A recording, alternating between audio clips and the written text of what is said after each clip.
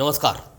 जम्मू कश्मीर के पहलगाम में 22 अप्रैल को हुए आतंकी हमले के बाद भारत और पाकिस्तान के बीच तनाव लगातार गहराता जा रहा है।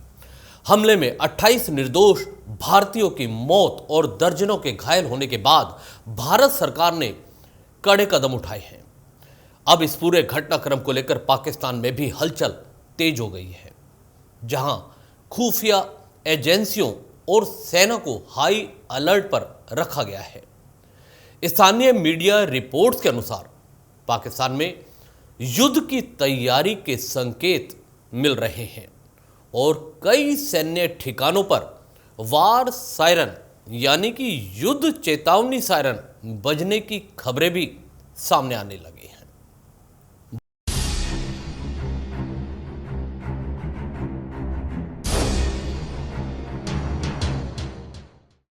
22 अप्रैल को जम्मू कश्मीर के पर्यटक स्थल पहलगाम में एक भीषण आतंकी हमला हुआ, जिसमें 28 लोग मारे गए थे और कई लोग इसमें गंभीर रूप से भी घायल हुए।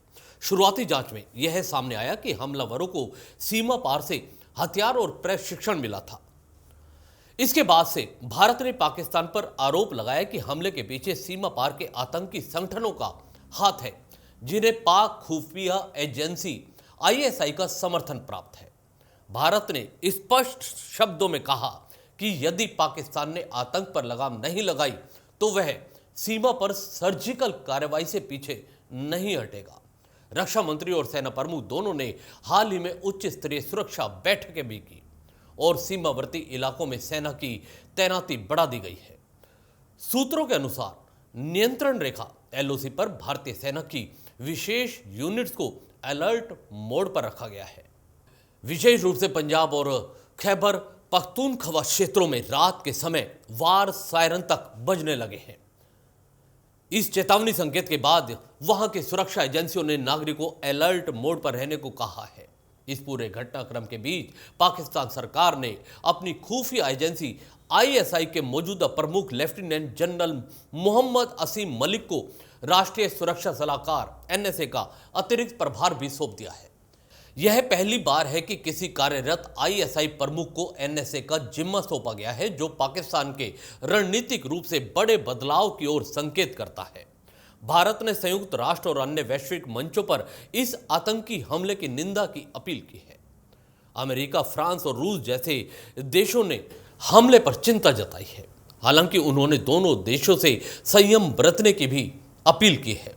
हालांकि अभी तक किसी भी पक्ष ने युद्ध की औपचारिक घोषणा नहीं की है, लेकिन जमीनी स्तर पर हालात बेहद संवेदनशील हो चुके हैं। भारत और पाकिस्तान दोनों ही सीमावर्ती इलाकों में अपनी सैन्य मौजूदगी को तेज कर रहे हैं और कूटनीतिक हलचल भी बढ़ गई है। लेकिन पाकिस्तान यह भी जानता है कि भारत की जनता भी प्रधानमंत्री नरेंद्र मोदी से सख्त कदम उठाने की उम्मीद कर रही है। इस मामले में विपक्ष भी सरकार के साथ है। इस समय भारतीय सेना को आगे किस दिशा में आगे बढ़ना है, उस पर निर्णय का संकेत मिलते ही पाकिस्तान को जवाब जरूर मिलेगा। इस खबर में इतना ही।